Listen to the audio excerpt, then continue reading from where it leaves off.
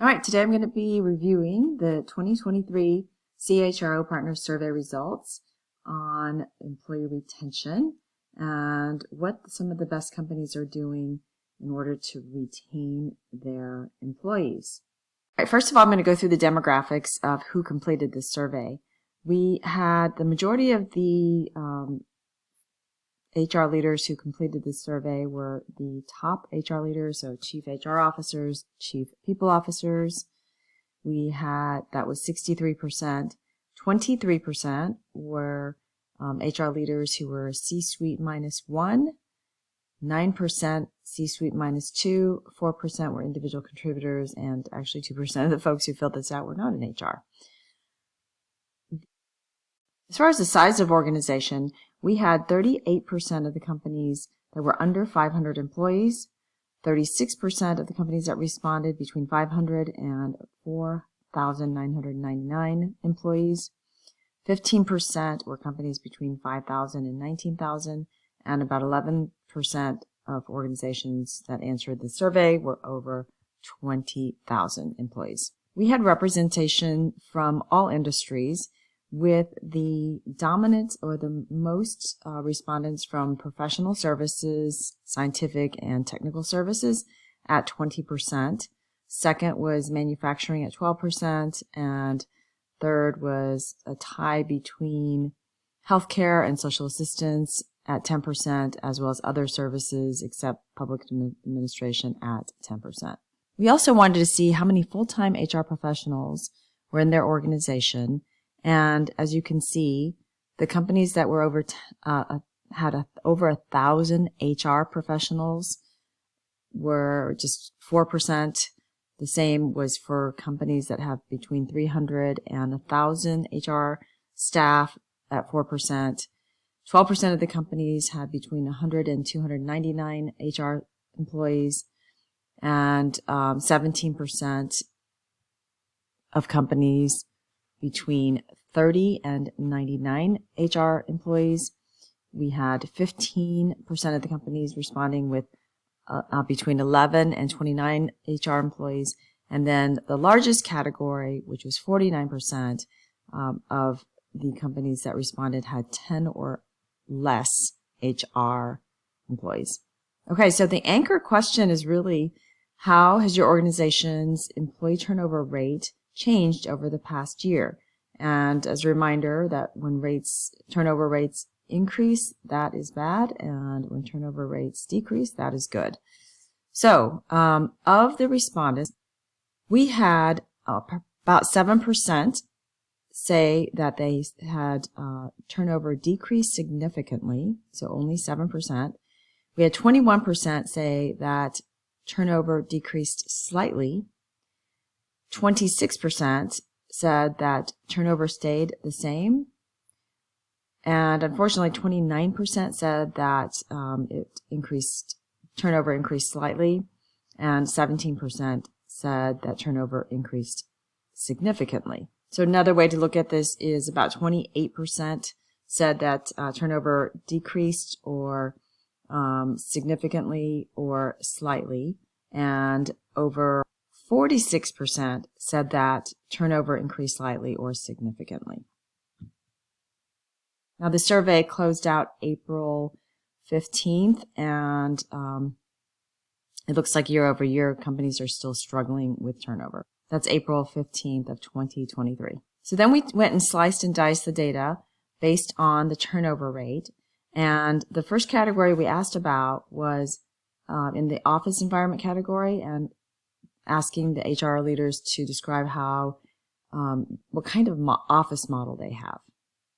And so let me go through the descriptions first and then the numbers. So activity-based, which means employees are given freedom to choose how and when they work as long as they complete a certain number of activities. Flexible, which is employees are given flexibility in terms of where and when they work.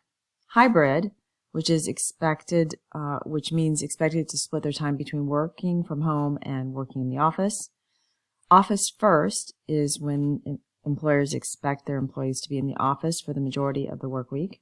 Remote first is when employees are expected to work from home the majority of the time. And results only means employees are evaluated based on the results rather than their hours. So based on the numbers, what we're seeing is that companies that are flexible, right, in their approach, and flexible once again means employees are given the flexibility in terms of when they work, when and where they work. And it looks like that category has the highest decrease in turnover, whereas the office first environment is where you're seeing the highest increase in turnover. No surprise there. What was surprising to me is how few companies had activity-based or results only. I would imagine the activity-based would be companies that really have their KPIs locked down, and I wouldn't be surprised if the companies that are flexible also do a pretty good job with activity-based, but there was only one choice here. All right, so obviously office first is where they're going to see the most increase, and even the remote first is really, really close. So companies that were completely remote seem to have a little bit higher turnover versus the hybrid model.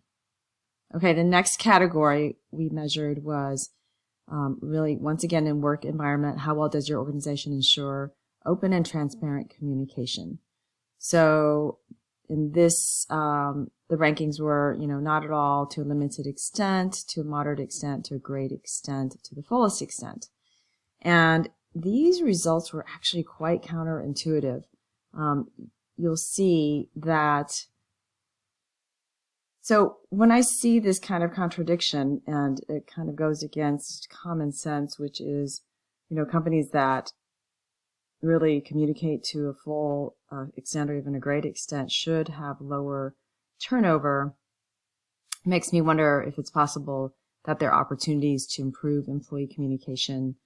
For example, if you just share the financial information of the organization, it isn't valuable if there isn't an explanation that accompanies the data or is positioned in a way that tells the employee what's in it for me or how can I contribute.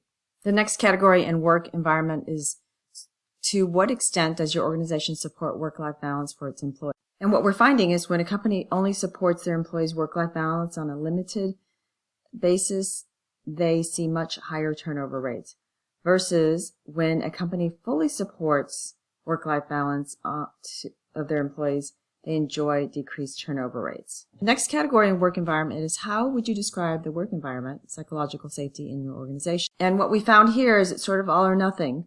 Only when a company has extremely positive work environment does it enjoy decrease in turnover. It seems like whether it's somewhat positive or somewhat negative, you don't get the benefit. You really have to have an extremely positive and psychologically safe organization in order to enjoy decrease in turnover rates.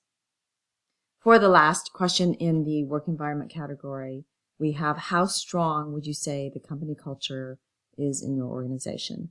And what we found is when a company has extremely strong culture, it enjoys low turnover rates, and even having a neutral environment is as detrimental as having a somewhat weak culture. Okay, now moving on to the talent management category. And the first question is, how does your organization provide opportunities for career advancement to its employees? And I guess it's no surprise that companies that offer career advancement opportunities enjoy decrease in turnover rates. The next category of talent management is, how does your organization invest in the learning and development of its employees? And you can see here that investing in learning and development is critical to decreasing turnover rates. So when a company does it only to a limited extent, it does not do as well, obviously, as an organization that ranks itself as investing in its employees to a great extent. Next question in the talent management category is, how does your organization recognize and appreciate its employees' contributions? And clearly here, the employees that recognize and appreciate their employees' contributions enjoy decreased turnover rates. Last question in the talent management category is, how well does your organization do providing opportunities for leadership development to its employees? And this was another odd one, and it said the response is really that even companies that provide leadership development at a great extent still see increase in turnover. And I'm wondering, could it be a time frame mismatch, or if the top leaders don't walk the talk, that you're going to see challenges. So I've seen organizations where they put the middle management through leadership training, but they don't have the top leaders go through the same training, and therefore the middle management says, you know what, now we know what good leadership looks like, and we're out.